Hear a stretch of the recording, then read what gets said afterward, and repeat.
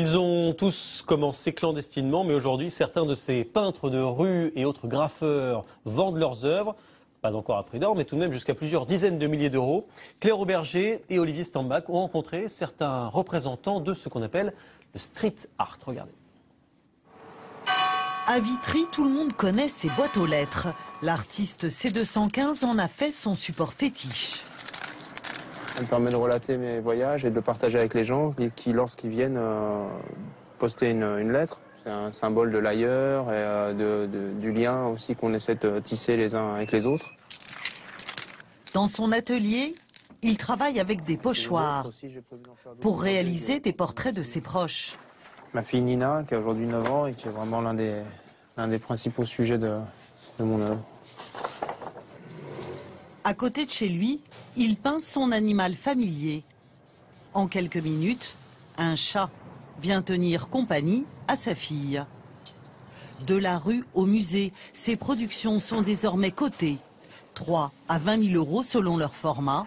Le street art est en train de trouver sa place dans le monde de l'art. L'anglais Bransky a vendu l'une de ses toiles au prix record de 90 000 euros. En 40 ans, on a une vraie ascension du street art. Et là, actuellement, aujourd'hui, on peut dire qu'il est à son apogée. On n'a jamais vu autant de ventes aux enchères, autant d'artistes. Il y a un réel engouement et une vraie demande derrière. Même les villes passent des commandes aux artistes. L'an dernier, l'Américain Shepard Fairley a ainsi pu coller ses affiches en haut d'une tour dans le 13e arrondissement à Paris. Des œuvres qui contribuent à l'identité d'un quartier. Alors là, c'est les petits du quartier qui ont fait un petit graphe. Là, c'est un ami de Venezuela, un autre de Salvador de Bahia.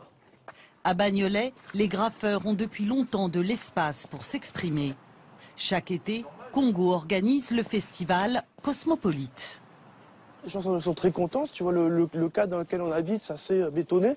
Donc avoir un peu de couleur sur du gris, je pense pas que ça les dérange trop. Bien au contraire. Sur ces toiles, des couleurs vives et une énergie cultivée au cours de ses voyages. Prochaine destination, Jakarta, car lui aussi est invité à exposer dans le monde entier.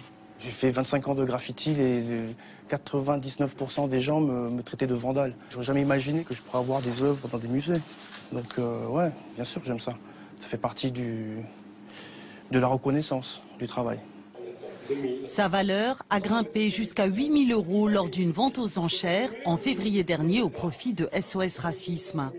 Mais pour ces artistes, l'essentiel se passe toujours dans la rue, la seule galerie qui maintient leur art en vie.